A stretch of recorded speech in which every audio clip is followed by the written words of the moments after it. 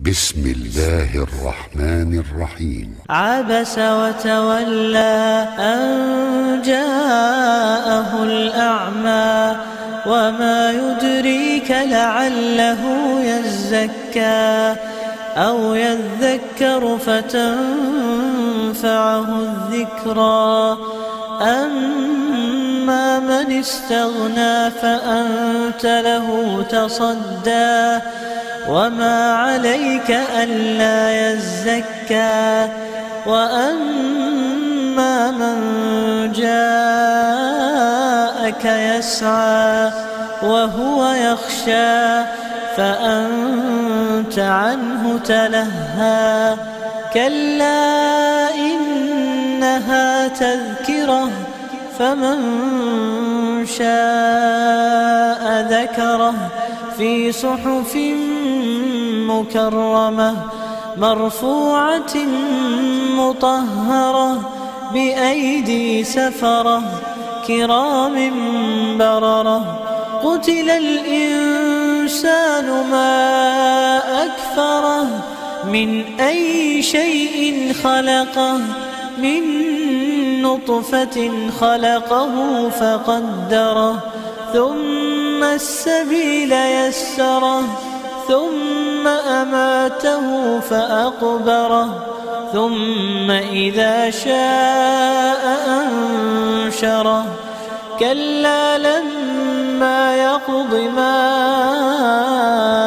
أمره فلينظر الإنسان إلى طعامه أنا صببنا الماء صبا ثم شققنا الأرض شقا فأنبتنا فيها حبا وعنبا وقضبا وزيتونا ونخلا وحدائق غلبا وفاكهة وأبا متاعا لكم ولأنعامكم فإذا جاءت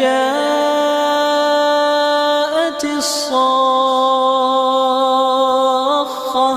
يوم يفر المرء من أخيه وأمه وأبيه وصاحبته وبنيه لكل امرئ منهم يومئذ شأن يغنيه وجوه يومئذ مسفرة ضاحكة مستبشرة ووجوه يومئذ عليها غبرة ترهقها قترة أولئك هم الكفرة الفجرة. صلى الله ربنا على نور المبين أحمد المصطفى سيد المرسلين.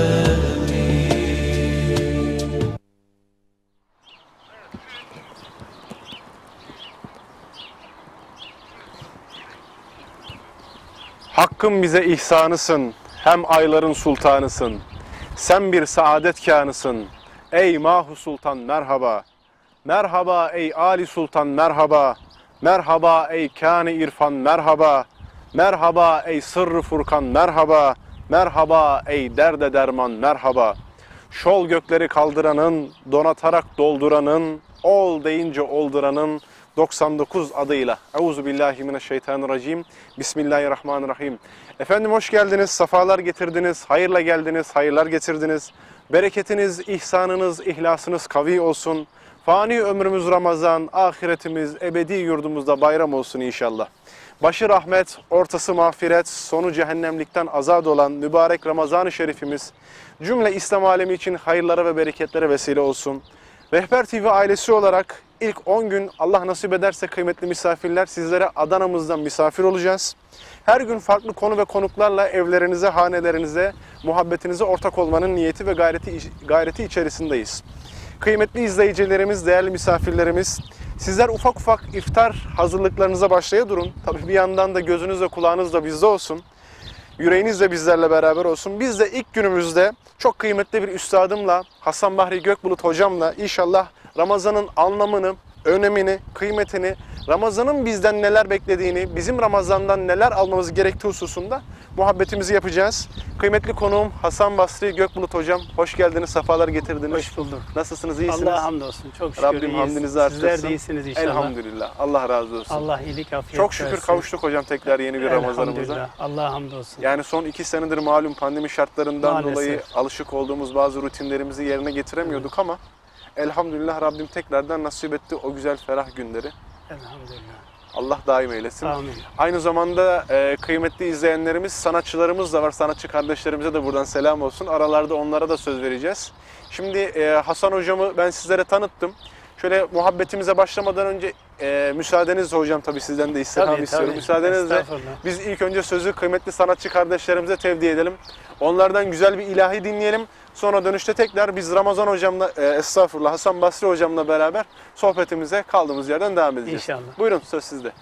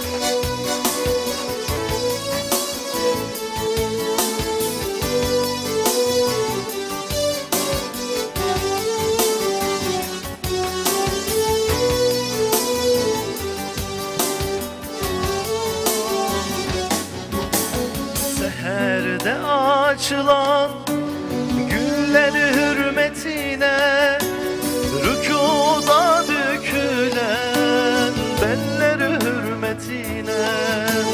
Seherde açılan güller hürmetine, rükuda dökülen beller hürmetine. Zikrinle dönen diller hürmetine, cehennem narına yakma ya Rabbi. Zikrinle dönen diller hürmetine, cehennem narına yakma ya Rabbi. Yakma ya Rabbi, yakma ya Rabbi, cehennem narına yakma ya Rabbi. Yakma ya Rabbi, yakma ya Rabbi, Muhammed aşkına yakma ya Rabbi.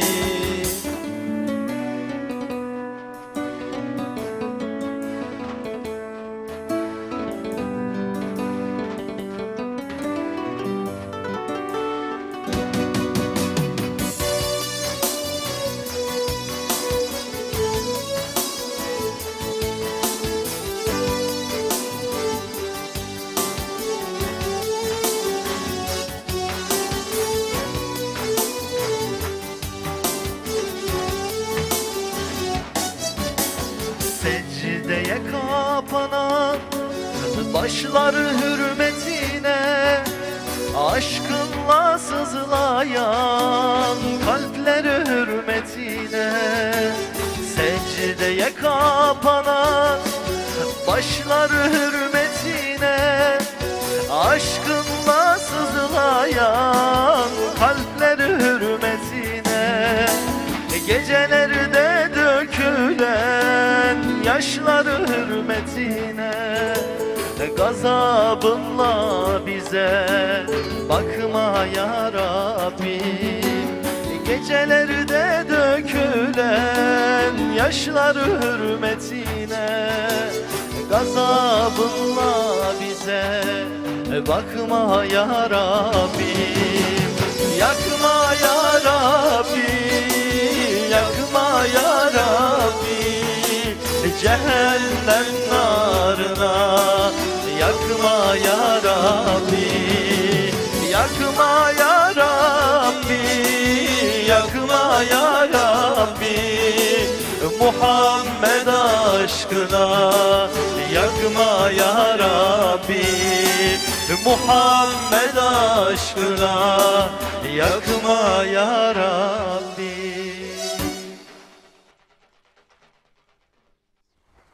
Kıymetli grup kervana bu güzel ilahi için çok teşekkür ediyoruz. Ağızlarına sağlık. Hocam, kaldığımız yerden devam edelim müsaadenizle. Elhamdülillah yine bir Ramazan-ı Şerif'in gölgesi üzerimize düştü. İlk günü ihya ettik, ilk sahuru ihya ettik. Dün itibariyle ilk teravih namazımızı da kıldık. Şimdi tabi Ramazan'ın alışılagelmiş bazı konuşulan yönleri vardır. İşte Kur'an-ı Kerim'in kendisinde indirildiği bir aydır. Allah Resulü Aleyhisselatü Vesselam'ın birçok gazalarını ve cihatlarını özellikle bu ayda tercih ettiği bir aydır. Fakat biz bugün farklı bir yönüyle konuşalım müsaadeniz olursa. Yani biz Ramazan'ı anlamaktan ziyade kendimizi nasıl Ramazan'a ayarlamalıyız? Öncelikle şöyle bir Ramazan'ın öneminden, yani alem İslam için, İslam ümmeti için, Müslümanlar için bu ayın, bu mübarek ayın önemi nedir? Akabinde de bize düşen görev nedir hocam? Yani biz kendimizi Ramazan'a nasıl hazırlamalıyız? Kendimizi Ramazan'a nasıl hazırlayarak Ramazan'ı nasıl karşılamalıyız? Buyursunlar aziz üstadım.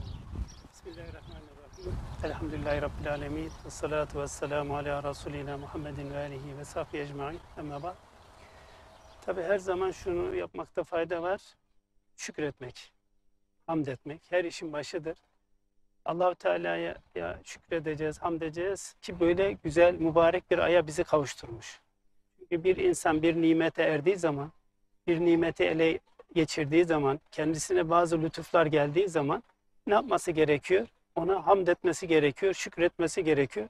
Biz de elhamdülillah Ramazan gibi değerli bir aya, önemli bir aya ermişiz. Rabbimiz bizi eriştirmiş ki Allah Resulü sallallahu aleyhi ve sellemin hadis-i şerifinde de hepimizin okuduğu bir dua var. Ne zaman başlıyor? Ta Recep ayında başlıyor. Evet. Ramazana aylar kala bir dua ediyoruz. Allah'ım Recep ve Şaban'ı bizim için mübarek kıl, bereketli kıl ve bizi Ramazan'a kavuştur diye dua ediyoruz. Evet. Demek ki ne kadar önemli, değerli bir ay ki Allah Resulü sallallahu aleyhi ve sellem 2 ay öncesinden o aya kavuşabilmek için duada bulunuyor ve ümmetine de bunu tavsiye ediyor. Elhamdülillah biz kavuştuk. Bu büyük bir nimet. Elhamdülillah. Elhamdülillah. Bu nimete şükredeceğiz ki şükür her zaman için nimetin artmasına sebebiyet verir. Eyvallah. Eğer nankörlükte olursa Allah korusun o nimet elden gider. Az önce tabii bu 2 yıldır bir sıkıntı oldu. Pandemi adı Evet, veriliyor. Her şey zıttıyla bilinir diye bir kural var. Eyvallah. Yani bazı zaman nimet elden gidecek ki insan onun değer ve kıymetini anlayabilsin. İnşallah bu geçen o 2 seneki zaman ibret alırız, düşünürüz, kendimize geliriz. Acaba neler yaptık, hangi hatalar yaptık ki Allah-u Teala böyle bir nimeti bizim elimizden aldı? Değil mi? Acaba biz o nimete gerekli manada önem veremedik mi? Onun üzerine hassasiyetli duramadık mı ki Allah-u Teala bizim elimizden o nimeti aldı? Hocam tam bu arada bir ara soru sorayım Evet. müsaadenizle. Şimdi şükrü eda etmek dediniz ya, bilirsiniz ki her nimetin kendi nispetinde bir şükür ciheti vardır. Yani Allah Celle Celaluhu sağlık, sıhhat ihsan ettiğinde bedensel olarak bunun şükrünü eda etmemizi istiyor bizden. Bizlere mal mülk verdiği zaman, bizi zengin kıldığı zaman bunun şükrünü de biz sadakalarla, zekatlarla, infaklarla eda ediyoruz. Ramazan'ın müstakil bir şükür ciheti var mıdır hocam? Yani Ramazan'ı siz az önce zikrettiniz yani. Evet. Şükür cihetinden bir pencere açtınız. Yani bunun şükrünü tam olarak nasıl eda edebiliriz? Şimdi tabii şükrü 3 bölüme ayırmış alimlerimiz. Tabii Kur'an'da da geçtiği üzere. Birincisi dille şükür. Eyvallah. İkincisi kalple şükür. Üçüncüsü efalle, bedenle, hal ve hareketlerle olan şükür. Şimdi kalple olan şükür şu, nimet verenin kim olduğu gerçek manada kalp bilecek. Çünkü o çok önemli. 2, dil bunu ikrar edecek. 3, beden bunu doğrulayacak. O zaman Ramazan'da bizden istenen nedir? Oruç tutmamız isteniyor. Bu herhalde bedensel olarak. Bu bedensel olarak. 2, Kur'an-ı Kerim bu ayda inmiş. O zaman o ayı mübarek kılan birçok alimimizin, tefsir ehlinin de buyurduğu gibi aslında diyor oruç tutma Kur'an'ın indiğine sevinç olarak bir şükürdür diyor. Eyvallah. Çünkü diyor Kur'an gibi bir nimet gelmiş. Yani Üstad Bediüzzaman dediği gibi Kur'an gibi bir hakiki güç var elimizde yani Allah'ın izniyle. Böyle bir kuvvet gelmiş, insanın dünya hayatına yön veriyor, huzur getiriyor, mutluluk getiriyor. Yani tek Müslümanlar için değil, bütün bir dünyaya huzur getiren, mutluluk getiren, Allahu Teala'nın bizlere bilgi verdiği, geçmiş kavimlerin bilgisini verdiği, nasıl yaşayacağız? Çünkü insan için şu var, nereden geldi, nereye gidiyor, dünyadaki görevi nedir ve nasıl olacak? Bu sorular var. Biz bu sorulara cevap vermemiz gerekiyor. Bunu da Kur'an burada bize cevap veriyor. Eyvallah. Böyle bir Kur'an'ın geldiğinden dolayı, inzal olduğundan dolayı diyor, onun şükrü olarak diyor oruç farz kılınmıştır. Bu şekilde bir tefsir ehlinin bir görüşü de bu. Diğer bir şeyde Peygamber sallallahu aleyhi ve sellem biliyorsunuz Mekke'den Medine'ye hicret ettikten sonra Medine'de Yahudilerin oruç tuttuğunu görüyor. Diyor ki nedir bugününüz? Siz neden oruç tutuyorsunuz? Onlar da diyor bugün Musa'nın ve Beni İsrail'in Firavun'un zulmünden kurtulduğu bir gündür. Biz onun şükrü olarak gidiyoruz. Allah Resulü sallallahu aleyhi ve sellem diyor biz Musa'ya sizden daha yakınız. O zaman ne yapıyor? Hem kendisi hem sahabelere emir gönderiyor. Bundan sonra diyor hepiniz oruç tutun diyor. Yani bundan sonra iftara kadar diyor bir şey yemeyin. Hatta çocuklarımızı bile oruç tuturduk diyor. Nedir bu? O günün şükranı olarak oruç tutulmuş. O zamana kadar özür dilerim hocam. Ramazan orucu henüz farz olmuş mu? Farz olunmadı. Henüz farz olunmadı değil mi hocam? İkinci senesinde oruç farz kılındı hicretin. Ve Allah Resulü sallallahu aleyhi ve sellem 9 Ramazan oruç tuttu. Tefsir kitaplarımızda kaydediliyor, fıkıh kitaplarımızda kaydediliyor. Ondan sonra tabii Bakara 183 ile beraber orucun farz emir kılınması. geliyor, farz kılınması. Orada bir şey var yani bir farklılık ama var Evet. değil mi hocam? Yani Tabii. bizim tuttuğumuz oruçla Tabii onlarınkiyle tuttuğu farklılık var. Zaten ayet-i kerimede Allahu Teala buyuruyor diyor ki sizden öncekilere farz kılındığı gibi. Diğer ümmetler orucu asli hüviyetinden çıkardılar, bozdular. Allahu Teala bizi de o duruma düşürmesin. Amin. Çünkü diyor sizden öncekilere de farz kılınmıştı. Bizim aldığımız bilgilerde 30 gün işte bir Ramazan oruç tutmak gerekirken yaz gününe gelmiş. Yaz gününe gelince demişler tutamıyoruz, sıcak oluyor. Ne yapalım? Bunu kışa alalım. Tutamadığımız zaman içinde bir 10 gün ekleme yapalım. Evet. 10 gün ekleme yapalım deyince ne yapmışlar? Kışa almışlar, 40 gün eklemişler. Bir açlık, kıtlık vuku bulmuş. Demişler 40'ı tutacağımıza bir 10 gün daha ekleyelim, 50 yapalım demişler. Bu sefer çok gelmiş, tutamamışlar. Tutamayınca orucu bozmuşlar. İşte kendilerine diyet diye işte et mamullerini yemeyi, farklı şeyleri yemeyi yasaklamak suretiyle bir oruç meydana getirmişler. Yani orucun Allah'ın emrettiği asli hüviyetinden hiçbir şey bırakmamışlar. Bu şekilde bir hale getirmişler. Doğru. Ondan sonra Allah Celle Celaluhu'nun tabii İslam ümmetine farz kıldığı şey Farz değil. kıldığı gibi. Bir de bizim ya orucumuzla onların yani ehli kitabın orucu arasında bir de galiba Bir de sahur var değil mi tabii. hocam? Peygamber sallallahu aleyhi ve sellem özellikle onu belirtiyor. Sahur berekettir diye buyuruyor. Şimdi tabii sahur sihir hani Arapça aynı kökten geliyor. Evet. Nasıl sihiri gizli olan bir şeyle uğraşma gibiyse sahuru da diyor gizli bir şekilde hani karanlıkta yenip insanlara fayda verdiği için. Yani Peygamber sallallahu aleyhi ve sellem ne buyuruyor? Diyor sahurla gündüz orucu tutabilmek için kuvvet kazanın. Gündüz kaylule yapmak suretiyle de gece ibadeti için kuvvet kazanın diye buyuruyor. Eyvallah. Bu şekilde oluyor. Eyvallah. Hocam bir diğer soru da şu şekilde ben size yönelteyim. Yani biraz Ramazan'ın genel nitelikleri huzurunda konuştuk da Evet.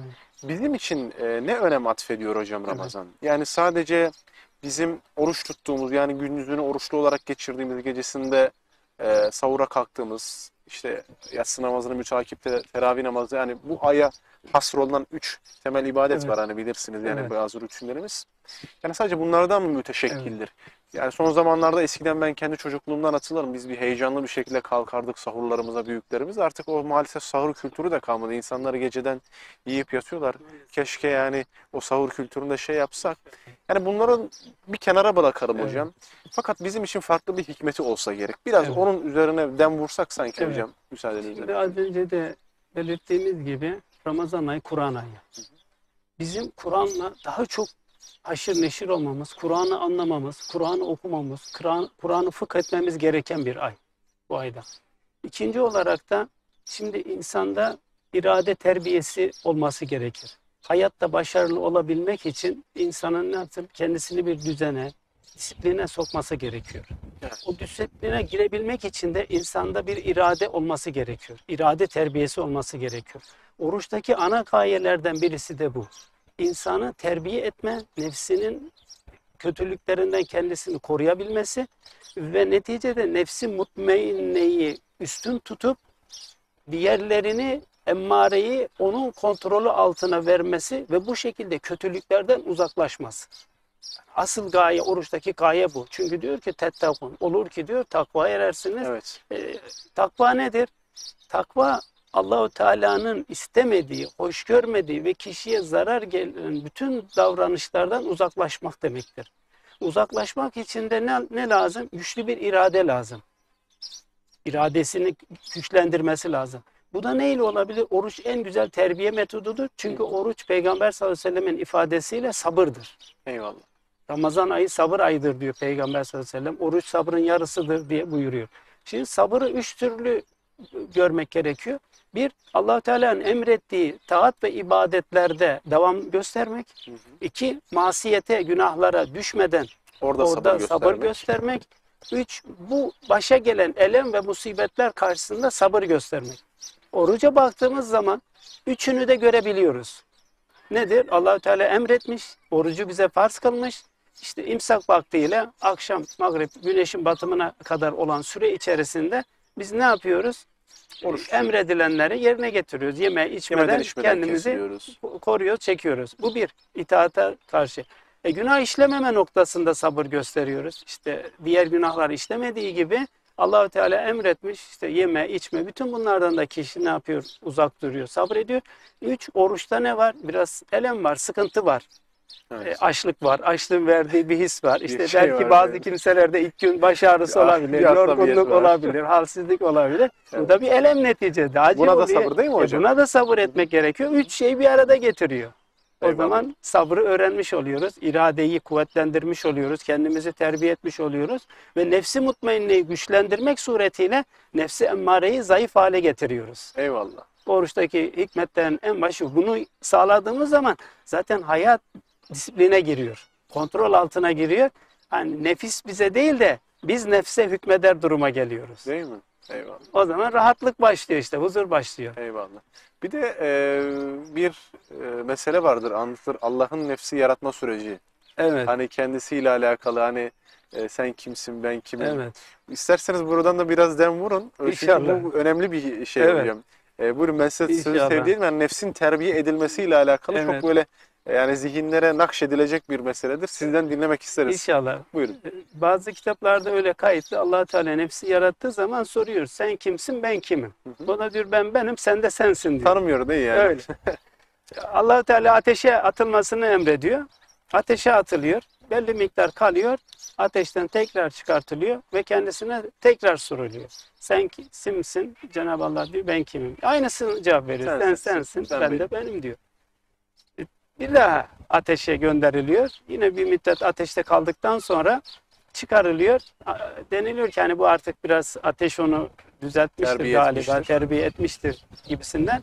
O aynı soruya sorulduğu zaman yine aynı cevap veriyor. Sen sensin, ben de benim diyor. Terbiye etmediği bir nefisten Evet. bahsediyoruz değil mi? Evet, Öyle buyurun. işte. Buyurun hocam. Devam Bu edin. sefer üçüncü olarak ne yapıyor? Açlık veriliyor kendisine. Susuzluk veriliyor. Bunun neticesinde soru tekrar soruluyor. Sen kimsin? Ben kimim? O diyor ya Rabbi kulun sen de Rab'sin diyor. Subhanallah. Bu şekilde açlığın bazı tefsir kitaplarında, mevize kitaplarında bahsedilir değil mi? böyle bir şey var. Eyvallah. Şimdi tabii ki Ramazan'da oruçta en çok dikkat çeken hadise yemeden içmeden kesilmek yani. Bizim için ilk göze çarpan husus budur. Fakat Hazreti Ali'nin bir tabiri vardır. Sadece bu mudur? Yani biz diğer bütün hususları, Allah'ın emir ve yasaklarını işte harama bakma noktasında olsun. Allah muhafaza buyursun kardeş, yani ölü bir kardeşimizin Evet. etini yemek gibi, yani gıybet gibi Evet. kötü bir amel olsun. Onun yanı sıra ne bileyim ya işte kul hakkına el uzatmak olsun. Bunları yerine getirmediğimiz takdirde sanki sadece kendimizi aç ve susuz Tabii, bırakıyoruz Allah değil mi? korusun. Yani Allah Peygamber sanki sallallahu diğerlerini aleyhi de ve istiyor bizden. Tabii bu uyarıyı bulunuyor. Burada şöyle bir şeyle başlamak istiyorum müsaade ederseniz. Estağfurullah, buyurun. Şimdi bahsedilen şeyler her zaman için haram. Tabii ki. Dedikodu, gıybet, işte Müslüman kardeşini eziyet etme falan. Fakat buradaki özellik nedir?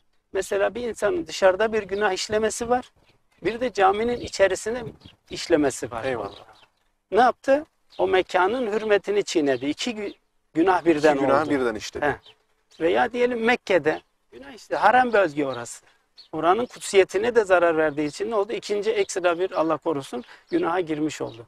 Şimdi Ramazan ayı değerli, mübarek bir ay olduğu için bu aya hürmetsizlik gösterdiğinden dolayı oradaki günahlar ne yapıyor? Derece yönden daha çok şiddetleniyor, şiddetleşiyor. Buradaki mesele bu. O yüzden biz dedik ya, nefsi terbiye etme ve nefsi mutmainne haline getirme. Şimdi insanın iki türlü yol var, iki yolculuğu var. Bir, melekleşme yolu var. Bir de hayvanlaşma ve hayvanlardan daha aşağı olma durumu söz konusu. Oruçtaki gayelerden birisi nedir? İnsanı behaim dediğimiz hayvanlaşma sürecinden kurtarmak, o duruma düşmekten korumak, melekleşme yoluna ilerletmek. Melekleşmek için de nedir? Melekler yemek içmezler. Birinci bu. Eyvallah. Ne olur? Açlık kalbi yumuşatır. Bu. Başta ne yapar melekler? Ya secdededir, ya rükudadır, ya tesbihtedir, ya istiğfardadır. Değil mi hocam? Evet. Hiç meleklerin isyan eden bir hali söz konusu yoktur. Eyvallah. O zaman oruçtaki gaye nedir? Aynı melekleşme yolunda, ilerleme yoluna gitmektir. Aşağı doğru düşmemek. O yüzden İmam Gazali rahmetullahi aleyh 3 çeşit oruç sayıyor. Bir, avamın orucu. 2, havasın orucu. 3, havasın orucu diye nitelendiriyor. Avamın orucu diyor sadece yemek içmekten, işte imsak vaktiyle o akşama kadar, güneş batıncaya kadar budur diyor. Sadece yemeden içmeden kesin. Budur, o kadar biliyor yani. Eyvallah. Peki havasın orucu nedir? Havasın orucu dili kontrol eder, gözü kontrol eder, aklı kontrol eder. İşte insanlarla olan münasebetini kontrol altında tutar, elini kontrol altında tutar. Hep yani Allah'la olmaya çalışır. Yani uzuvlarına da oruç tutuyor. Oruçların onu tutturuyor. Üçüncü ki her şeyle, kalbiyle, gönlüyle, bedeniyle, her şeyle oruç. Bu diyor biraz zor ama bizim ana gayemiz oraya doğru ulaşmak. Yani 2 ve üzeri değil mi Biz hocam? o ikide İnşallah 2 ve havasın üzeri orucunda olursa yani onu tutmaya çalışacağız eyvallah. inşallah. Eyvallah Bu üstadım. şekilde. Allah razı olsun. Sizlerden Bir ara verelim, biz Tabii, de soluklanalım. Sözü tekrar grup kervana bırakalım. İnşallah. Kardeşlerimize onlar da bize güzel ilahilerinden eşlik etsinler. İnşallah. Buyurun, söz sizde.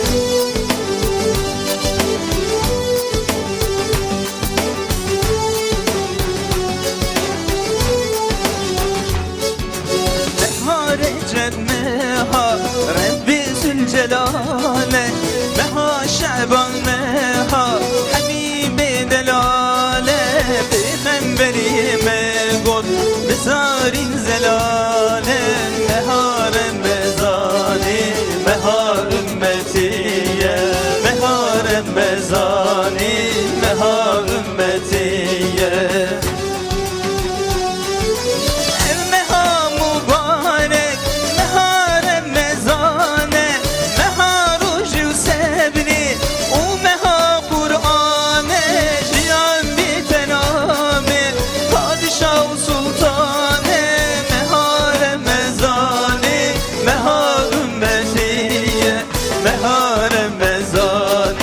Mehar ümmetiye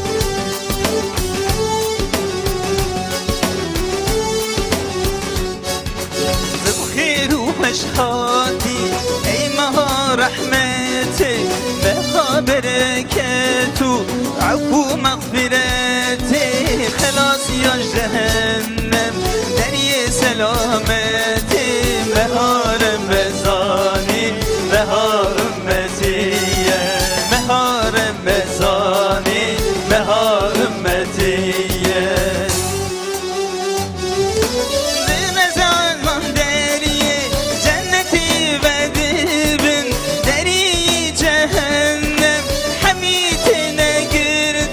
şeytan zincira eydu girdibim meharem mezani meha ümmetiye meharem mezani meha ümmetiye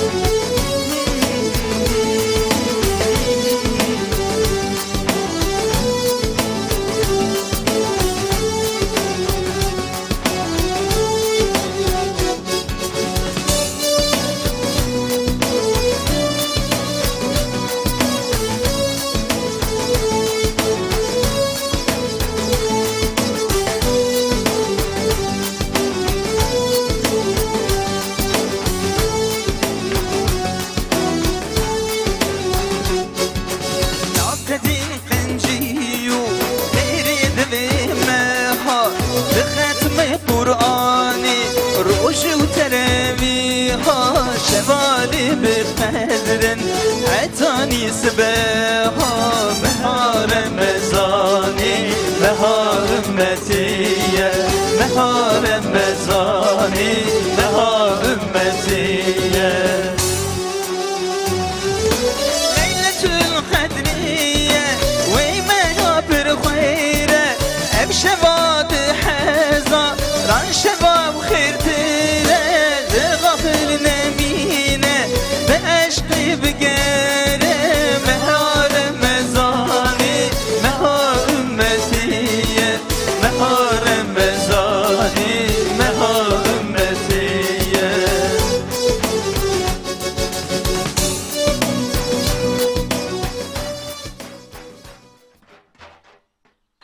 Evet, kıymetli grup kervana bu güzel ilahi için çok teşekkür ediyoruz. Ağızlarınıza sağlık. Allah razı olsun. Hocam biz kaldığımız yerden devam edelim İnşallah. müsaadenizle.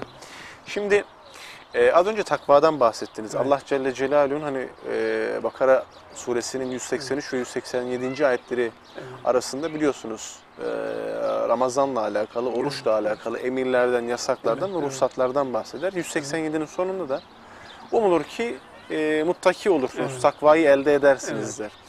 Allah'ın demek ki burada Müslümanlardan bir muradı var hocam. Evet. Takvaya erişmeleri gibi bir muradı var. Ne istiyor hocam tam olarak Mevla bizden? Şimdi tabii takva dendiği zaman akla gelen şey nedir? Evet. Buradan da başlamak lazım. Takva diyor ki yani Arapça vikaye kökünden geldiğini söylerler. Nedir? Korunma.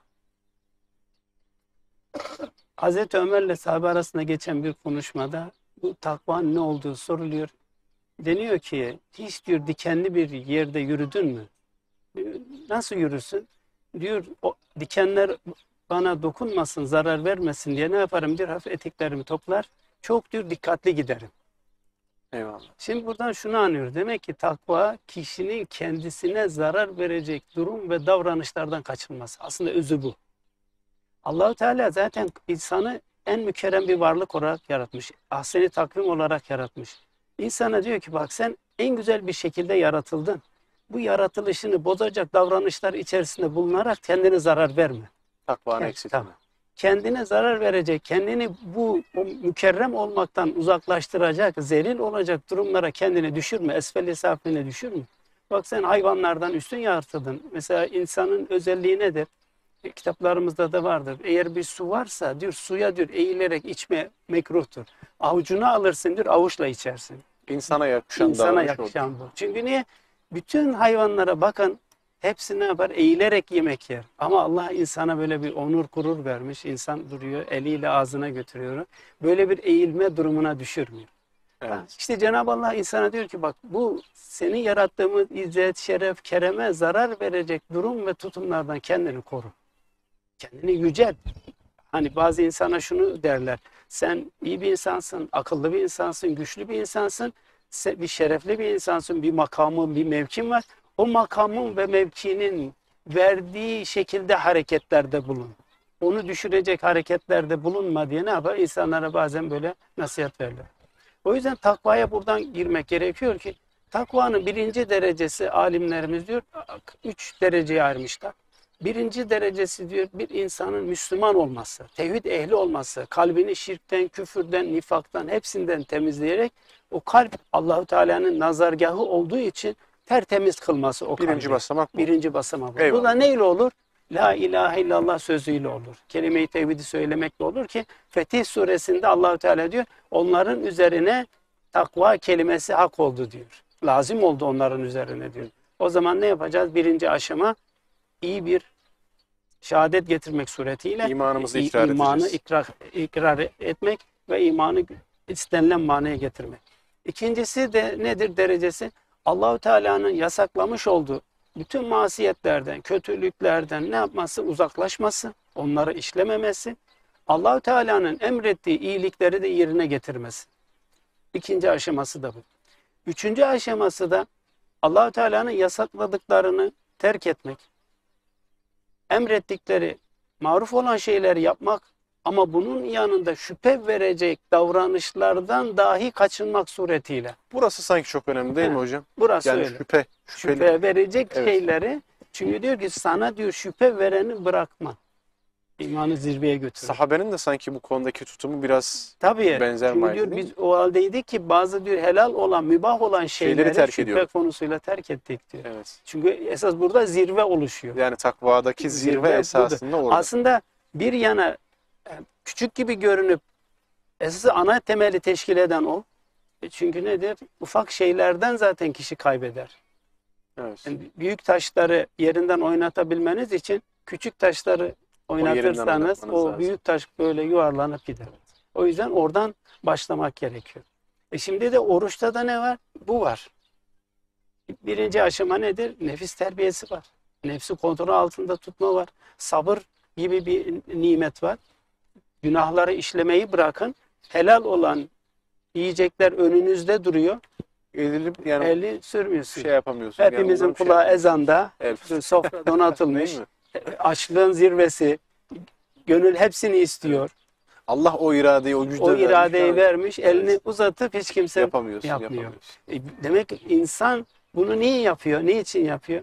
O zaman Allahu Teala diyor ki bütün ibadetler kulum kendi içindir ama oruç sadece benim içindir ve onun mükafatını da ben vereceğim diyor. Belli değildir değil mi hocam? Yani? Allahu Teala'nın mükafatını biz bilemiyoruz. Eyvallah. Ve hatta şöyle bir bazı tefsir kitaplarında kayıt var. Ben gördüğüm zaman biraz da hayrete düştüm. Diyor ki kul hakları noktasında Allahu Teala hani adam hakkı geçmişse diyor ne yapacak diyor. Önce diyor sevapları alınacak. Sonra sevaplar olmasa o günahlarını ne yapacak? O kişiye yüklenecek Eyvallah. deniyor. Fakat diyor burada diyor oruç müstesna diyor. Müstesna olmasının, orucu hariç tutmasının sebebi çünkü Allah diyor Teala kula diyor bir söz vermiş. Oruç benim içindir, onun mükafatını ben vereceğim demiş diyor. Subhanallah. O yüzden diyor böyle bazı tefsir ehli böyle bir kayıt koymuş. Hayrete düştüm ama tabii düşündüğümüz zaman da doğru. Onun mükafatını ben vereceğim diyor Cenab-ı Allah. O bilemeyiz artık. Oruca başka bir önem atfetmesinin sebebi de şudur hani arife tarif gerekmez derler ama yani Estağfurullah. hakkınızı da helal edin. Estağfurullah. Allah Celle Celaluhu cennette kapılara farklı farklı isimler vermiştir değil mi tabii, hocam? evet. Yani cihat kapısı, zekat Evet. kapısı. Oruçlar içinde müstakil bir kapı var. Evet. Bir reyyan kapısı Evet, var Reyyan orada. kapısı. Yani buradan da Mevla Teala'nın oruca ne kadar büyük bir Evet. ehemmiyet gösterdiğinin Evet. karşılığını anlıyoruz Tabii. sanırım. Hadis-i şerifte Resulullah buyuruyor diyor ki Allah Teala diyor her kulun amelini verir. Ondan 700'e kadar sevap vardır. Hı hı. Ama oruç için nedir diyor? Onun mükafatı bana aittir diyor Cenab-ı Allah. Ve Zümer suresi 10. ayet-i cellede Allahu Teala diyor ki sabredenlerin mükafatı sonsuz verilecek, sayısız verilecek diye buyuruyor. Şimdi ne oldu? Böyle bir mükafat Başta var. da oruç sabırdır dediniz. Oruçta sabır. Eyvallah. O zaman böyle bir mükafat var. Peki bizden istenen ne var? Bizden istenen şu. Diyor ki burada sen kendini kontrol edebiliyorsun. Haram olanları işlemeyi dahi bırak, helal olanlara dahi elini sürmüyorsun. Sen böyle bir iradeye sahipsin. Evet. Peki bu yeme içmeyi niçin terk ediyorsun? Allah-u Teala istediği için. İstediği için. Diğer ibadetler belki açıktır. Ama orucun bir özelliği şudur. Nedir? İnsan gizli bir yerde orucu açabilir. Su içebilir. Bunu kim görebilir? Gizlendiği bir yerde. Allah'tan başka kimse göremez. Hatta ben birini hatırlıyorum böyle. Bunu sanki bir maharet gibi anlatıyordu da. Ya ben diyor insanların diyor yanında diyor şey yapıyorum diyor. Orucumu diyor yiyorum diyor fark etmiyor onlar diyor. Dedim nasıl yapıyorsun? Diyor abdest alırken diyor ağzıma suyu verdiğim zaman yutuyorum diyor. İnsanlar anlamıyor. Hani şimdi bak mantık o. Ama Allah ne yapıyor? O kişinin o halini de görüyor. Eyvallah. Kul onu bildiği için öyle bir şeye de teşebbüste bulunmuyor. Öyle bir Eyvallah. düşük bir harekette de bulunmuyor. Eyvallah. O yüzden bütünüyle Allah-u Teala'ya ait bir ibadet olmuş oluyor. Hocam bu arada bir aklıma bir soru geldi. Şimdi Evet. Kur'an-ı Kerim'in en iyi uygulayıcısı Evet. Aleyhisselatü Vesselam'dır Evet. fil hakika. Allah'ın bizler için farz kılmış olduğu ibadetlere baktığımız zaman namaza, zekata, Evet. cihada, diğer sair ibadetlere bunları kavli olarak Mevla Celle Celaluhu Evet. zikrediyor. Hani hatta namaz ayeti, Evet. namazla alakalı hususlar vahyedildiği zaman Evet. sahabe soruyor ki ya Resulullah nasıl yapacağız biz bu işi? Peygamber Aleyhisselatü Vesselam diyor ki benim yaptığım gibi Evet. yapınız.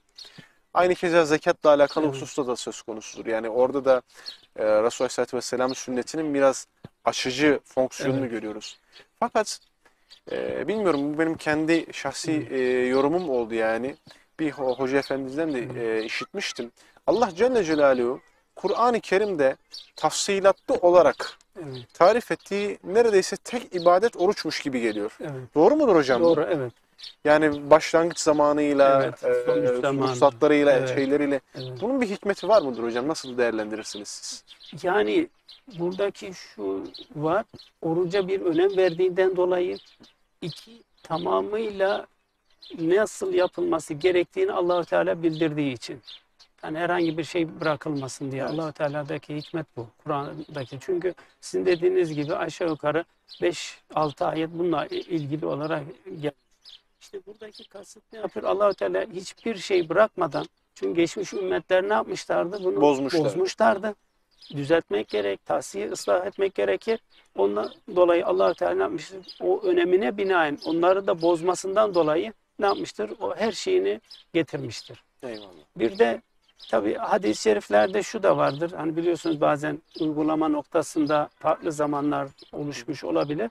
Ama Kur'an-ı Kerim onu indirdiği için herhangi bir farklı uygulama söz konusu olmuyor. Yani müktesebatta Tabii ki sürekli ki devam ediyor. mütevatir olarak Tabii, geldiği için bu şekilde. Ama Allah Resulü sallallahu aleyhi ve sellemin zaman zaman uygulamaları olmuştur. Yani narsı mensup meseleleri vardır. Fakat orada bu durum söz konusu Oruçta bir olmadığı için stabilik, bir statiklik söz Tabii, konusu. Yani o yüzden. başlangıcında nasılsa. o şekilde Tabii. anlatılıyor. Eyvallah. Hocam şimdi bir farklı pencere açacağım müsaadeniz Evet, olursa inşallah. tekrardan. İslam tarihine baktığımız zaman Resulullah Aleyhisselatü Vesselam'ın katıldığı gazvelere, megazilere Evet, baktığımız zaman, evet. megazi külliyatımıza baktığımız zaman bizim zaferlerle dolu bir elhamdülillah mazimiz var. Evet, Ekserisinin de Ramazan ayı içerisinde olduğunu Evet. görüyoruz. Yani Mekke'nin fethi gibi, Evet, Bedir inşallah. gibi, Kadisiye gibi, Evet. Ayncalut gibi destansı zaferlere sahibiz elhamdülillah. Bugünün Müslümanları da aynı Ramazan'ı paylaşıyorlar. Evet, evet. Biz geçmişte bu Ramazanları, bu zaferleri sığdırdık da bugün ümmetin hali de ortada. Evet. Bu Ramazan bizim için bir fırsat olabilir mi? Veyahut da biz bu Ramazan'ı neden zaferlere çeviremiyoruz? İki cihetten belki böyle bir soru sorsam. Evet. Ne dersiniz hocam? Şimdi tabii hani Allahu Teala vaat ediyor. Kime vaat ediyor? Muttakilere vaat ediyor. Akibet kimindir? Sonuç muttakilerindir. Muttakileri. O zaman şimdi buradan baştan girdik. Bu mihval üzere devam etmemiz gerekiyor. Şimdi Ramazan ayındaki özellik şu. Birincisi diyor, kim Ramazan'ı sevabını Allah'tan umarak oruçlu geçirirse bağışlanır. Bu bir. İki, kim Kadir gecesini Allah'tan umarak ihya ederse bağışlanır. Üçüncüsü de diyor kim gece kıyamını, teravih, onu ihya ederse, yerine getirirse bağışlanır. Şimdi 3 tane bağışlanma noktası var. Bu bir. İkinci olarak hep söylediğimiz şu. Ramazan ayı, Kur'an ayı. Kur'an'la hemhal olmayı. Kur'an'la hemhal olmayı. Şimdi İmam Şafii her gün ne yapmış? 2 hatim indirdiğini rivayet ediyorlar. İmam Malik diğer bütün işlerini bırakırmış, Kur'an okumakla bu iş uğraşırmış. Allah Resulü sallallahu aleyhi ve sellemin Cebrail'le son durumu mukabele yaptığına dair 2 sahih defa hadisler var. yaptığını var. Daha önce bir defaydı. Son vefat edeceği zaman son Ramazan'da 2 defa olduğu rivayet ediliyor ki bu nedenle Ebu Hanife'nin şöyle bir görüşü vardır. Diyor senede 2 defa Kur'an'ı okumak Kur'an'ın Müslümanların üzerindeki hakkıdır diyor. Senede 3 defa değil mi? 2 defa diyor. 2 defa. Bunun sebebini soruyorlar. Ya imam neye dayanarak böyle bir karar verdin diye sordukları zaman diyor son Ramazan'da Allah Resulü sallallahu aleyhi ve sellem Cebrail'le beraber 2 defa mukabele yaptı diyor. Demek ki diyor 2 defa yapması gerekir diye böyle bir görüş belirtiyor. Onun için biz şunu soracağız. Kur'an bizim hayatımızın neresinde? Değil mi? Bu soruyu sorduğumuz zaman sorun herhalde bitecektir. Bizim Kur'an'a bakış açımız. Biz gerçekten Kur'an'a inanıyor muyuz? Mesela diyor ki Kur'an nice okuyucular vardır ki Kur'an onlara lanet eder diyor. Nasıl lanet eder? Ben ayet okuyorum. Allah'ın laneti zalimlerin üzerine olsun diye ayet okuyorum. Eğer ben zalimsem kendi kendime lanet etmiş oluyorum. Doğru. O zaman bizim Kur'an'ı okumamız lazım. Ama nasıl okumamız lazım? Burada işte en kritik soru bu hocam. Yani O nasıl? zaman bir, tertil üzere okuyacağız. Tertil nedir? İşte mahreçlere riayet edeceğiz. Harflerin özellikle çıkış yerleri vardır. Bunları bileceğiz. Bu bir. 2, Kur'an üzerinde tefekkür ederek okuyacağız.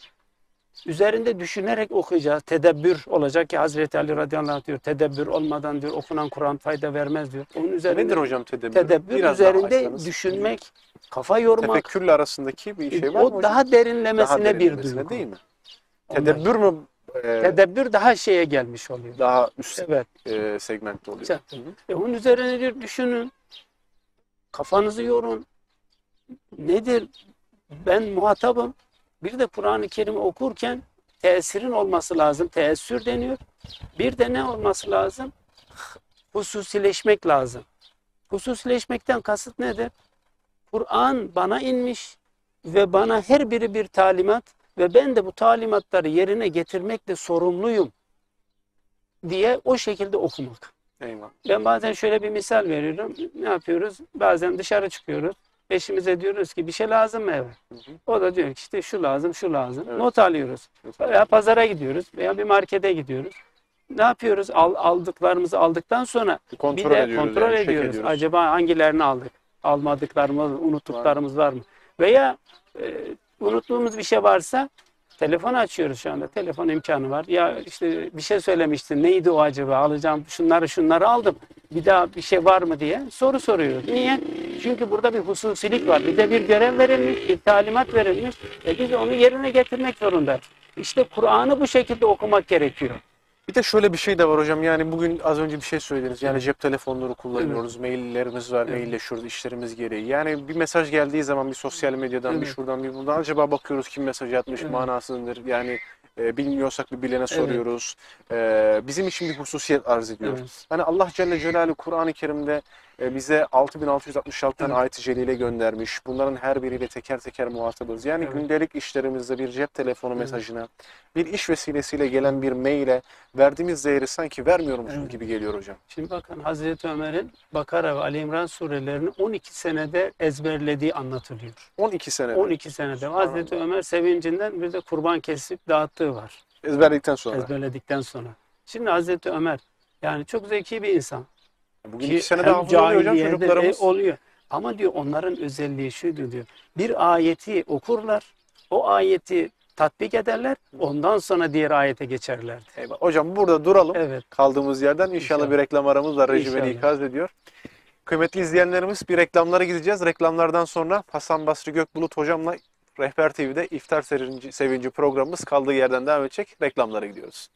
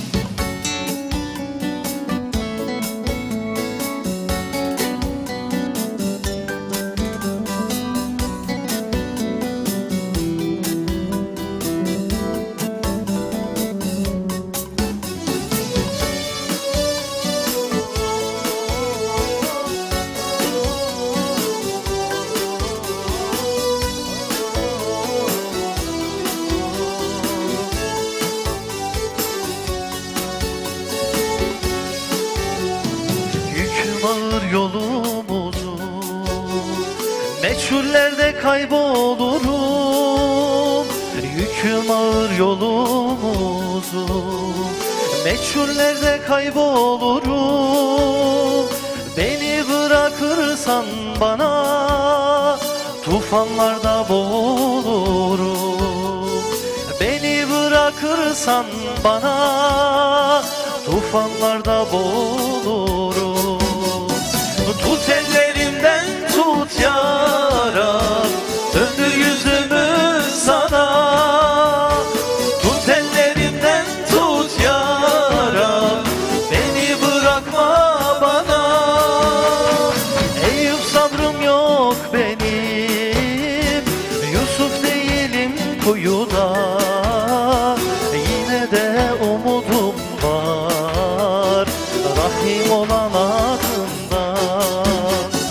Eyüp sabrım yok benim, Yusuf değilim kuyuda. Yine de umudum var, Rahim olan adından.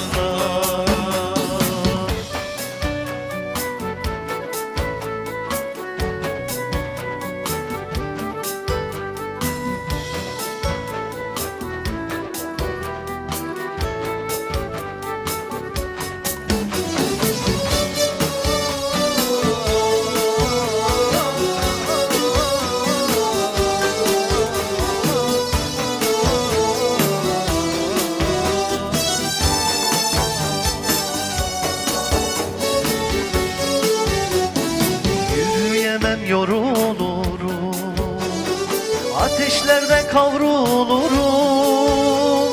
Yürüyemem, yorulurum, ateşlerden kavrulurum. Beni bırakırsan bana kül olurum, savrulurum. Beni bırakırsan bana kül olurum, savrulurum. Tut ellerimden tut ya Rab, döndür yüzümü sana. Tut ellerimden tut ya Rab, beni bırakma bana. Eyüp sabrım yok benim, Yusuf değilim kuyuda. Yine de umudum var, Rahim olan adından. Eyüp sabrım yok benim, Yusuf değilim kuyuda. Yine de umudum var, Rahim olan adından. Rahim olan adından. Çok teşekkür ediyoruz. Ağzınıza sağlık. Benim de çok sevdiğim güzel bir ezgiydi. Allah selametlik versin Ömer Karaoğlu abiden, Ömer Karaoğlu hocadan dinlemeye alışık olduğumuz. Ama grup kervan da gerçekten çok güzel bir şekilde seslendirdi. Ağızlarınıza sağlık. Allah razı olsun. Hocam kaldığımız yerden devam edelim. Kur'an'ı tedebbür ve tefekkür üzerine okumaktan bahsediyordunuz. Hazreti Ömer'in Ali İmran ve Bakara surelerini 12 senede ezberlediğini ve ezberledikten sonra da yanılmıyorsam kurban kestiğinden Evet, bahsediyordunuz. evet, Buyurun ziyafet üstadım, verdim. devam ediniz. Evet. Şimdi tabii onlardaki Kur'an'ı ezberleme metodu şu. Mesela şimdi hafızlık okulları var. Evet. 1,5-2 Ben onu yıl. sordum hocam. Yani 2 senedir gibi çocuklar bir hafız oluyorlar. ezberleme söz konusu. Şimdi onunki tabii birinci sebep Kur'an-ı Kerim'in peyderpey ayet ayet nazil olması. Bu ayrı bir şey. Fakat bütün sahabelerdeki onlar diyorlar ki bizim için Bakara suresini ve Ali İmran suresini bilen bir insan çok önemli ve değerliydi diyor. Zaten bütün hükümlere de baktığımız zaman Bakara suresinde ve Ali İmran suresinde ikisini görüyoruz ve Kur'an'ın zirvesi olarak ifade ediyor Peygamber sallallahu aleyhi ve sellem iki sureyi. Ve Bakara suresinin içerisinde bütün emirler var, bütün yasaklar da var. Yani İslam'ın bütün emirlerini biz orada görebiliyoruz ve yasakların hepsini de orada görebiliyoruz. Eyvallah. Sahabenin özelliği neydi? Diyor o ayeti kendi nefsinde uyguluyor, tatbik ediyor, anlıyor. Ondan sonra diğer ayete geçiyordu. Bizdeki Bizim gibi yani anlamadan böyle direkt bir biz şey ezberler anlamadan gibi değil. yani düz satır okuma gibi. Değil herhalde. Şimdi zaten hani Allahu Teala Kur'an'ı bize niçin indirmiş? Mesela onlar için diyor Kur'an-ı Kerim'i okumaktan kasıt neydi? Bizim için okumaktan kasıt ne? Eyvallah. Şimdi mesela Allahu Teala Kur'an ilk emri nedir? Oku diyor emri. Ama nasıl bir okuma? İşte okumadan okumaya fark var. Yaratan Rabbi bilerek, onun kim olduğunu bilerek Allahu Teala Kur'an'ı bizim hayatımıza hükmetsin diye indirmiş. İşte burada bir soru soracağız. Kur'an bizim hayatımızın neresinde? Veyahut da ne kadarına hükmediyor? Ne kadar hükmediyor? Biz sabah kalktığımız zaman veya bir iş yaptığımız zaman Kur'an nerede? Acaba Kur'an'a ne kadar soruyoruz? Kur'an mı bizi onun vermiş olduğu çizgide hareket ediyoruz? Yoksa başka bir şeyle mi? İşte bunun soruların cevabını bulduğumuz zaman sorun kalkacak. Zaferlere de ulaşacağız. Zaferlere de ulaşacağız. Mesela Rüstem'in yanına gittiği zaman o İslam askeri ne diyor? Biz diyor sizden bir şey istemiyoruz. Biz diyor kulluğa karşı gelmişiz. Biz sizi diyor alemlerin Rabbi olan Allah'a kulluğa davet ediyoruz ve size Allah'ın indirdiği kitabı bırakıyoruz. Biz size hükmedelim, başınıza geçelim, sizi sömürelim, bizim emrimiz altında yaşayın. Biz böyle bir iddiamız yok. Nedir bizim gayemiz? Bizim gayemiz sizin Müslüman olması ve sizi kendiniz gibi beşer olan bir insana kul olmaktan kurtulmanız, alemlerin Rabbi olan Allah'a kul olmanız ve sizin de hayat düsturu olarak bunu kabul etmeniz. Biz size bunu bırakacağız. Bundan sonra sizin işiniz diyor. Hani hükmedelim diye bugün emperyal devletlerin Müslümanlara veya diğer coğrafyalara gidip hükmedip o insanlara sömürdükleri gibi bir mantık yok yani. İşte Müslümanlar belki de Kur'an'ın o cihat ruhundan uzaklaştırdıkları için, Kur'an'ı ne için geldiğinden unuttukları için, hani sadece okunması için veya Cuma gecesi bir Yasin okuması için veya mezarlıkta okunması için veya işte böyle sadece okunması için böyle bir mantık içerisinde okuduğu için hem bu fetihleri gerçekleştiremiyoruz. Çünkü daha gönül fethini gerçekleştirememişiz, iman fethini gerçekleştirememişiz, kafamızdaki o düşünceyi gerçekleştirememişiz. Hani bugün diyorlar ki muhafazakar diye bir terim ortaya atmışlar. Evet. Nedir muhafazakarlık? Neyi muhafaza ediyoruz? Neyi muhafaza ediyorsun? Deniyor ki sen şahıs olarak sana biçilen rol neyse o kadar dini yaşa, onun dışına karışma. Ve bizi her zaman ne yapıyorlar? Ferdileşmeye ve yanlışlamaya itiyorlar. Halbuki bu din bir cemiyet dinidir yani. Zaten Allah Resulü Hira'dan emrediyor hocam. Zaten gelmiş geçmiş Değil bütün mi? günahları affolunmuş değil mi hocam? Değil Niye mi? o kadar sıkıntıya Bir de düşer olsun? Hanifler vardı Resulullah sallallahu aleyhi ve sellem Evet. zamanında ve ondan önce. Zeyd bin Amr bin Nufeyl gibi değil Tabii mi hocam? hiç kimsenin onun Ahnef bin Kays gibi. Evet. Bunlarla bir sorun yaşamış mı Mekke'deki sorun insan? yaşamamış. Yok. Tamam kendi hallerinde bir insanlar. Bize yani. de öyle. Biz kendi halimize yaşarsak tamam. Öyle bırakılır. İşte ama bizim bir gayemiz var. Gayemiz nedir? İlahi kelimetullah'ın üstün olması ve fitne ve fesadın yeryüzünden kalkıp dinin sadece Allah'a has kılınması. Eyvallah. Bunu yapmadığımız zaman Allah Kur'an'da diyor ki nasıl o kafirler bir araya geliyor, size karşı topluluk yapıyor Enfal suresinde. Siz de diyor onlar gibi bir araya gelmezseniz o zaman diyor yeryüzünde büyük bir fitnenin sebebiyetini verirsiniz ve sorumlu oluruz Allah korusun. Eyvallah. Bugün hepimiz bu sorumluluğun altındayız. Yani şu Ramazan günü bunu düşünmemiz lazım. İslam coğrafyasına ilk başta bakmamız lazım. Ve bütün bir Müslümanların bir uyanış ve silkelenmesi gerekiyor. Nedir? İşte neyle savaşacağız? Cehaletle savaşacağız, fakirlikle savaşacağız. Müslümanların arasında tefrika koymaya çalışıyor. O tefrikadan savaşacağız. Birlik ve vahdeti sağlayacak unsurları öne getireceğiz. Bu da nedir? Kur'an ve sünneti yaşamakla ve birbirimizi sevmekle. Bakın Allahü Teala Ali İmran suresinin yani devamlı okuduğumuz "Va'tesimu bihablillahi cemiyan" ayetinin bir üstünde diyor ki ancak diyor Müslümanlar olarak ölün diyor. Eyvallah. Ve onun akabinden ayet-i kerime geliyor. Demek ki Müslüman olarak ölebilmemiz için Allah'ın ipine topluca sarılmamız ve tefrikaya da düşmemiz gerekiyor. Ve birbirimizi de sevmemiz gerekiyor. Eyvallah. Eğer birbirimizi sevmezsek, ülfet ve muhabbet birbirimize beslemezsek o zaman ne diyor? Siz ateşin kenarında olurdunuz. Çukurunda, o cehennem çukurunda. Demek ki birbirimizi seveceğiz. Cemaatleşmenin önemi bu. Birlik olmanın önemi bu. Ama Allah'ın emrettiği şekilde ve Resulullah örneğimiz olarak. Bununla alakalı Efendimiz Aleyhisselatü Vesselam'ın da bir hadis-i şerif var. Diyor hani iman etmedikçe cennete giremezsiniz. Birbirinizi sevmedikçe de hakiki manada iman etmiş olamazsınız. Ve bununla birlikte 3 vasfı korumamız gerekiyor. Nedir? bir içtimaül kelime, Müslümanlar olarak hepimiz aynı kelimeleri söylenmemiz gerekiyor. Evet. Öyle her kafadan bir ses değil. Sonra ne olacak?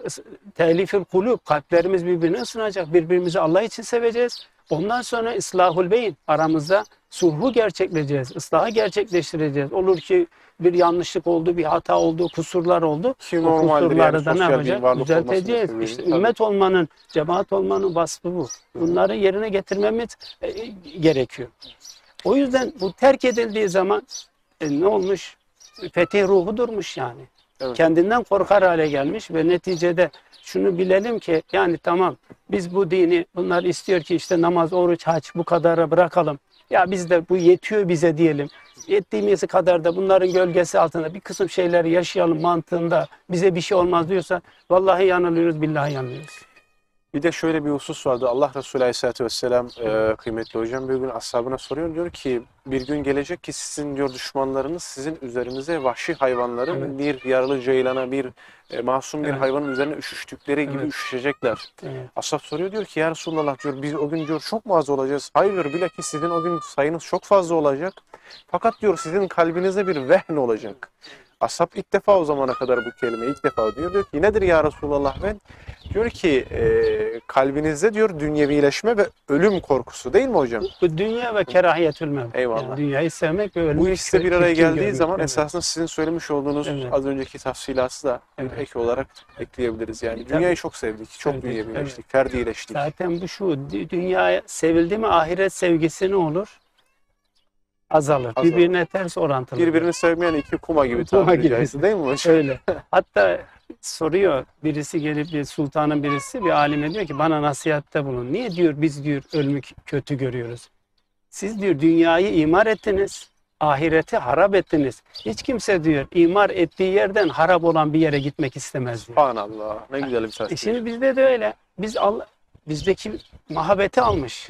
Güçlülüğü almış. Allah Resulü sallallahu aleyhi ve sellem diyor ki düşman o müşriklere karşı diyor. Biz diyor aylar ötesi bir yolculukta Benim diyor. korkum diyor, gidiyor. Heybetimiz ulaşır onlara diyor. Evet. Peygamberimiz böyle, onun ümmeti öyle. Müslümanlar geliyor. Müslümanlar gittiği yere ne götürür? Adalet götürür, güzellik götürür, huzur götürür, sükunet Medeniyet götürür. götürür, Adı imarlık üstünde götürür. selim, salim. Evet. Bu şekilde gelmiş. Bizim bu ruhu canlandırmamız gerekiyor. Bu düşünceyi canlandırmamız gerekiyor. Kur'an'ın okumayı işte iyi anlamamız Hayatımıza da- gerekiyor. Hayatımıza da değil mi? Mesela Allah Resulü sallallahu aleyhi ve sellem Musab bin Umeyr'i Medine'ye eğitici olarak gönderdiği Kur'an zaman öğretmeni onun olarak. adı neydi? Mukri'ydi. Değil mi? Onun bir adı da Mukri. Evet. Şimdi Musab bin Umeyr Mukri olması için ne olmuş? Orada ne yapmış?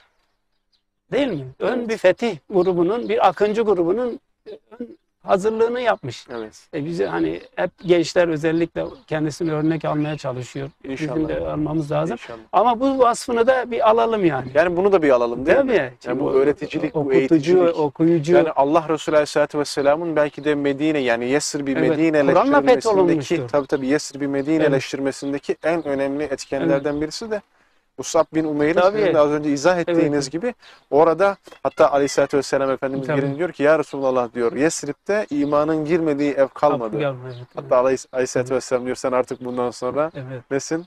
Mus'abul hayırsın diyor. Evet. Rabbim inşallah onun gibi olmayı bizlere Amin nasip etsin. inşallah. Amin. Yani genç kardeşlerimizden ümit varız elhamdülillah. Bugün Tabii. asrın Mus'abı yolunda Evet. gayret gösteren kardeşlerimiz var. Çok da ümitsiz değiliz. Biz ümitsiz Ama- olmayız. Aha. Olmayacağız. Çünkü ümitsizlik en kötü bir özelliktir. Müslümana yakışmaz Müslümana hocam. yakışmaz. Biz hiçbir zaman ümitsiz olmayız. Ve şunu söylüyor. Allah Kur'an'da diyor ki Allah tuzlu suyun içerisinden tatlı suyu çıkarır diyor. Eyvallah. Furkan suresinde. Eyvallah. Şimdi şu demektir. Demek ki ne kadar ortam bozuk da olsa o bozukluğun içerisinden biz inanıyoruz ki Allah salih, muttaki gençlerimizi çıkaracak Bir ve Selahattin onların çıkacak. inşallah o gerekeni yapacaklarına inanıyoruz. İnşallah. Ama biz inşallah onların önünde durabilelim ve onlara örnek olabilelim. Yani cesaretlerini kırmayalım, onların önünü açalım, onlara yardımcı olalım. Bu hazırlığı yapmış olalım inşallah. İnşallah hocam. Hani bir misal var, vaktiniz varsa var özür dilerim vaktimiz, anlatayım. hala vaktimiz var hocam. Şimdi adam çocuğunu su getirmesi için tabii eskiden evlerde çeşme yok. Çeşmeye yolluyor, pınara yolluyor ve bir testi veriyor. Git diyor suyu doldur gel diyor. Çocuk gidiyor, geliyor, testiyi babasına veriyor. Babası bakıyor, testi boş, su yok. Biraz çıkışıyor. Oğlum diyor, ben sana diyor testiyi doldurasın, su doldurasın diye gönderdim. Ama sen boş getirmişsin. Baba diyor, o testiyi sağ salim getirdim ya diyor, kırdırmadım ya. Yani şimdi biz de en azından o testiyi sağlam tutalım. Değil mi? İnşallah o nesillere, onlar inşallah doldurur. Suyu da Bari en dolduracak bir azından nesil de biz buluruz. dolduramasak bile onun mücadelesini Şey verelim aklıma inşallah. geldi hocam.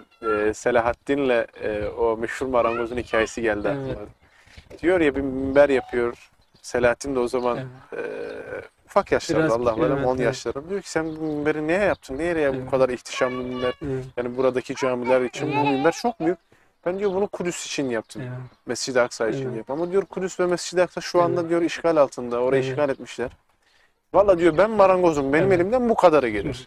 Ben bu minberi yaparım. Evet. Bir komutan çıkar, Evet. orayı fetheder, bu minberi de alır, oraya Ne diker. güzel, elhamdülillah. Değil mi hocam? Evet, Yani evet. herkes her işi yapamaz ama Tabii. herkesin yapabileceği muhakkak Çok bir iş işleri var. vardır. Eyvallah, izniyle Allah razı inşallah. olsun. İsterden de Üstadım Allah yavaş razı yavaş programın sonuna geliyoruz. İnşallah. Son bir soruyla bitireyim. Yani böyle olsun. İnşallah. etrafını mani ayarını cami bir soru olsun.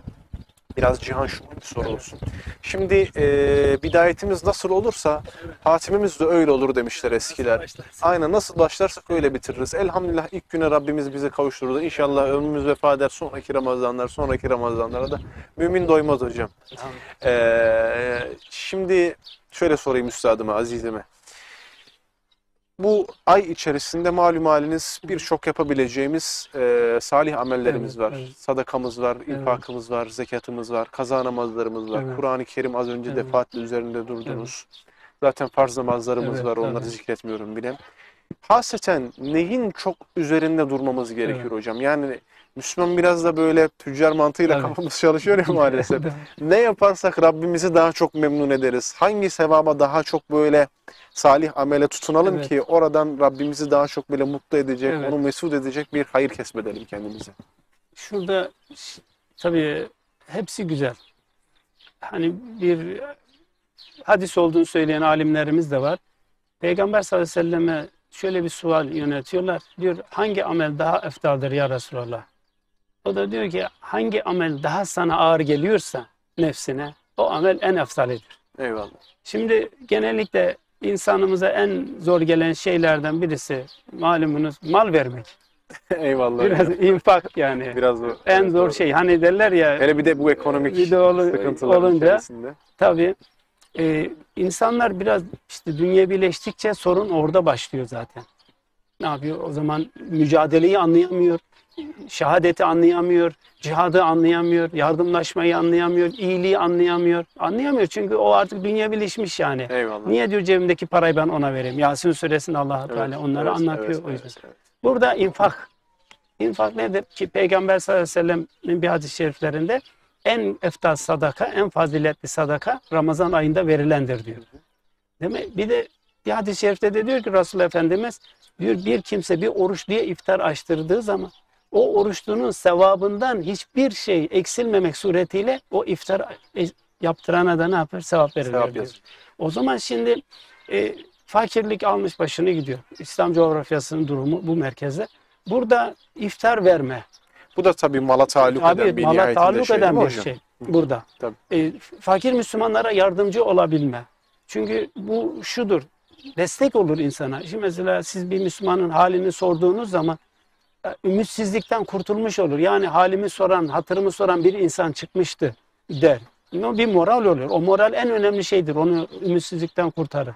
Bu yönlere ağırlık verilmesini yani acizane tavsiye ederim.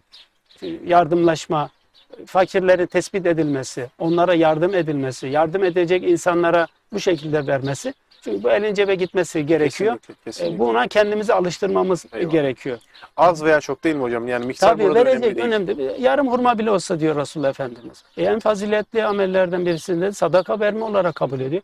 O zaman bizim ne yapmamız gerekiyor? Buna ağırlık vermemiz gerekiyor. İşte ne ihtiyacı var? Para ise para, çeşitli şekilde iftarlar verme suretiyle. Buna önem vermemiz gerektiğine inanıyorum. Yani infak çok önemli. Eyvallah. Yani kıymetli Müslümanlar, ben az verebiliyorum, dolayısıyla utanıyorum bundan, öyle bir şey yok, Yok. yani bizim yani Yarım hurma İslam, bile olsa tabii yarım diyor hurma bile Peygamber olsa, 1 sallallahu lira bile aleyhi ve olsa, her sellem. gün 1 lirayı bir kumbaranın içerisine Tabii. atmakla dahi olsa Tabii. o güzel amele, o güzel Tabii. hasreti hem kendimize hem çocuklarımıza kazandıralım Tabii yani ne şimdi. güzel bir şey söylediniz. Nedir? Her gün 1 Her gün 1 lirayı kumbaraya atsanız, burada şöyle bir örnek anlatayım. Bir kardeşimiz bir gün getirdi daha geçenlerde.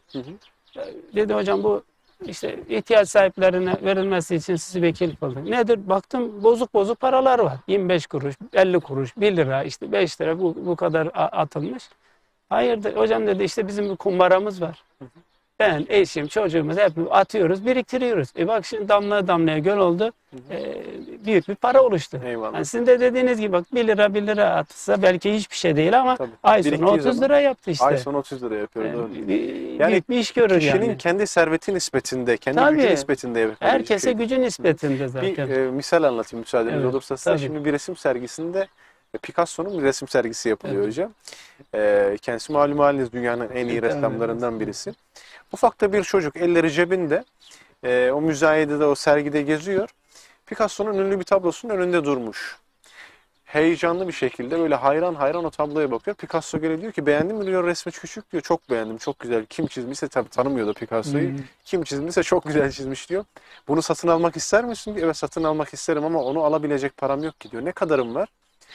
Yani Picasso'nun tabloları bugün ya parayla satın Tabii. alamazsınız. Çıkartıyor çocukcağız cebinden bir avuç böyle 1-2 kuruşluk, sizin de az önce zikrettiğiniz gibi, yani o dönemin parası artık neyse.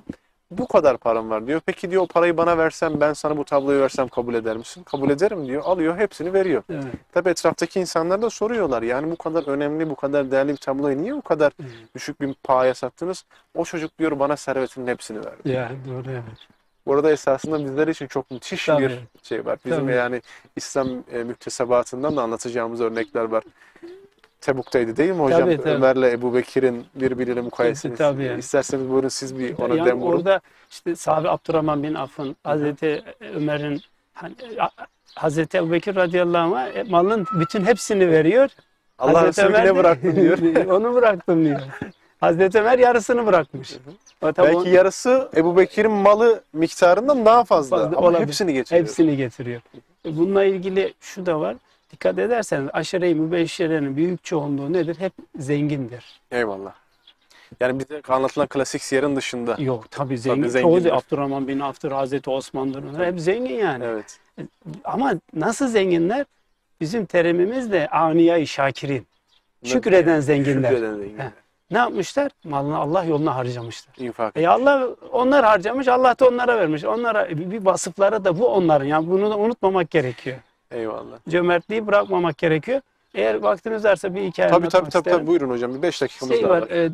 deniyor ki Hatem-i Tayi'den bahsedilir. Ki onun babası Davud-u Tayi olarak cömertliğidir. Allah Resulü sallallahu aleyhi ve sellem de onların cömertliğini övmüştür yani. O bir gün bir yere gidiyor ve su içelim diye, dinlenelim diye bir köylünün evine misafir oluyorlar. Köylü tabii Araplarda bir şey vardır. Bir misafir geldiği zaman ona hürmet etmek gerekiyor, saygı gerekiyor. Öyledir yani, gerçekten cömertlik bir vasıfları var. Olmasını yaşatmaya çalışıyorlar. Bu sefer getiriyor yemeği, koyunu kesiyor, getiriyor ve Hatem-i Davud-u Tayi ciğeri çok seviyor. Ciğerin çok güzel olduğunu söylüyor. Bekliyorlar. Hep yeniden bir ciğer geliyor, yeniden yemek geliyor. Neyse yiyor, içiyor, kalkıyorlar. Giderken bakıyorlar ki 6-7 tane koyun var, kesilmiş duruyor. Evet. Yok, köylünün de sadece o kadar koyunu varmış.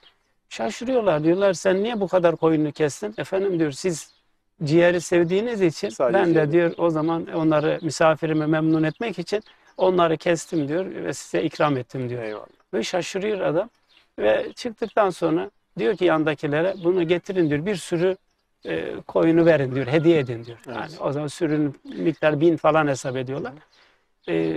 Ve adamlara diyor ki işte efendim diyor, büyük bir cömertlik gösterdiniz. Hani 7 koyun kesmiş, siz de 1000 tane verdiniz.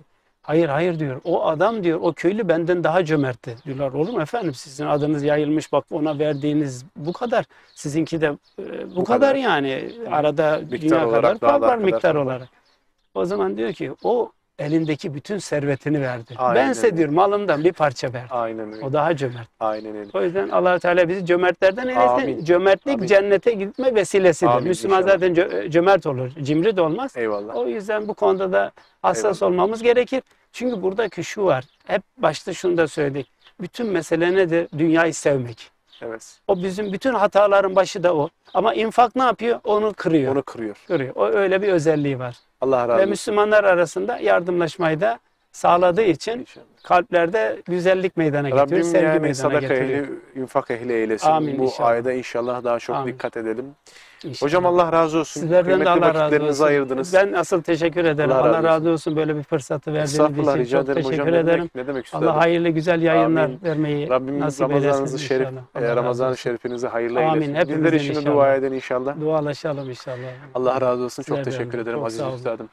Kıymetli izleyenlerimiz, Rehber TV ailesi olarak İftar Sevinci programında sizlerle beraber olduk. Kıymetli Hasan Basri Gökbulut hocamla beraberdik. Ramazan'ın önemini, Ramazan'ın bizler için ne anlam ihtiva ettiğini, Ramazan'a nasıl hazırlanmamız gerektiği hususunda yaklaşık bir saattir evlerinize, bereketli hanelerinize, gönül coğrafyanıza misafir olmanın gayreti içerisindeydik. Grup Kervan bizlerle beraberdi. Kapatırken sözleri onlara takdim edeceğim.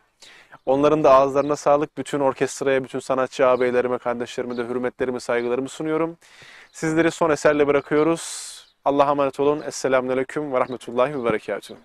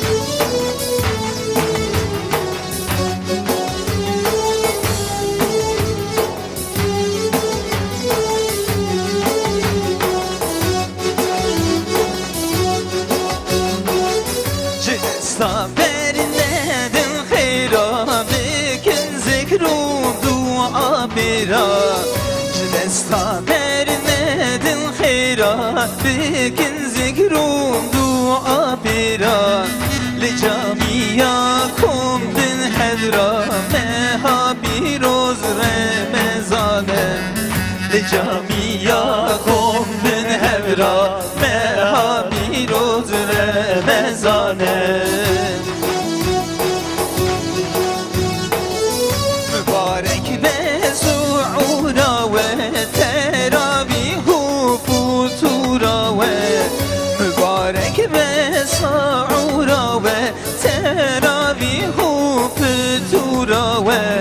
خدا ترک شعورا و مها پیروز رمضانه خدا ترک شعورا و مها پیروز